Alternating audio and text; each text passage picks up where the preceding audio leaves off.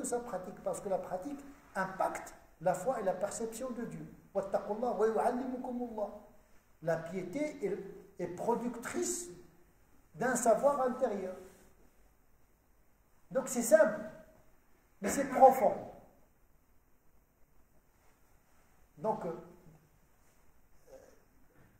les dogmes sont accessibles. L'unicité de Dieu, la prophétie de Mohammed sallallahu alayhi wa sallam, le jugement dernier. Mais dans la aqaïd, comme je viens de le souligner, il ne faut pas se perdre dans les détails.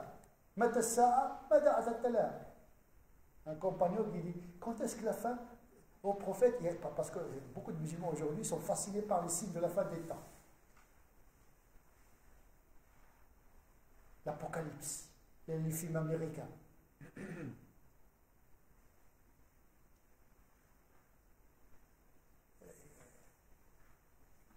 Ça n'a aucun impact sur la foi ni sur la pratique. Il te suffit de savoir quand tu meurs, tu as des comptes à rendre à Dieu. C'est simple.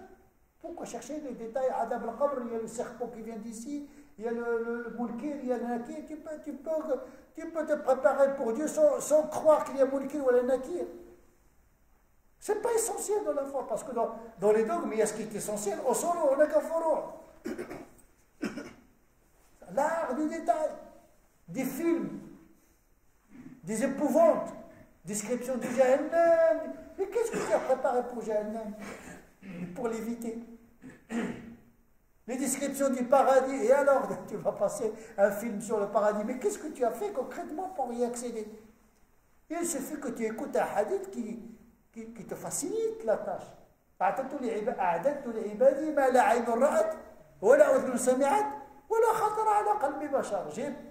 J'ai préparé, j'ai réservé à mes serviteurs juste ce qu'aucun œil n'a vu, ni aucune oreille n'a entendu, ni aucun cœur n'a imaginé.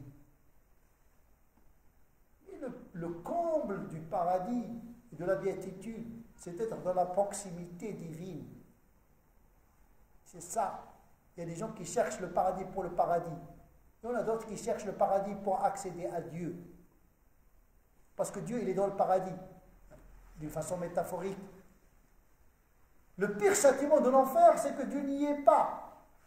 Il ne faut pas croire que la souffrance, c'est une souffrance physique. C'est une souffrance due à la distance par rapport à Dieu. Les gens, ils font des films. Peu importe. L'essentiel, c'est d'aller vers Dieu, d'éviter ce qui va t'éloigner de Dieu dans ce moment et dans le delà. Les détails peuvent avoir un impact si cette perception est acquise, c'est-à-dire cette prédisposition à se préparer au jour du jugement dernier.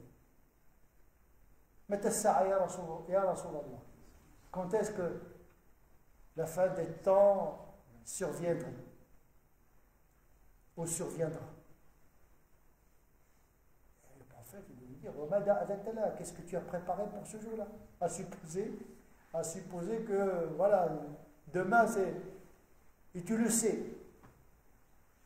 Qu'est-ce que tu as préparé? Je n'ai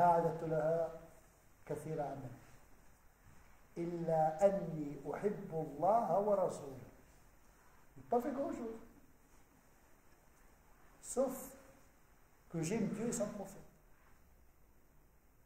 Et le prophète de dire, eh bien, tu seras le jour du jugement dernier avec ceux que tu aimes. C'est-à-dire que l'amour de Dieu sauve, même s'il y a des négligences dans la pratique. Parce que l'amour de Dieu, c'est une grande pratique. C'est la pratique du cœur. Ça, on ne le voit pas. Un islam visible, l'étalage, les apparences, les trucs. Mais ça ne va pas te sauver le jour du jugement dernier. Les gens qui veulent, je suis musulman, enchanté, alors. Mais c'est ça aujourd'hui, l'ostentation. Mais ça se voit que tu es musulman, ta tranche, ta barbe, Mahmoud, ton nom, tout indique que tu es musulman. Mais après, qu'est-ce que tu as fait pour sauver ton âme? Voilà. Vous avez ce moment et nous avons le delà. Mais qui t'a dit que tu as le delà? Le kuffar hadouk, Laissez-les jouir de ce moment. De toute façon, nous aurons l'au-delà. Qui t'a dit que tu auras l'au-delà? Mais c'est de l'arrogance. Mais franchement, une fois qu'il ne produit pas l'humilité, c'est de l'orgueil de l'Iblis. Qu'est-ce que tu en sais du dessein de Dieu? Est-ce que tu as pénétré les mystères de Dieu? Un peu de... Il faut s'écraser un petit peu. Il faut savoir s'écraser devant la grandeur d'Allah subhanahu wa ta'ala. C'est ça qui fait la grandeur du musulman. C'est ça sa force.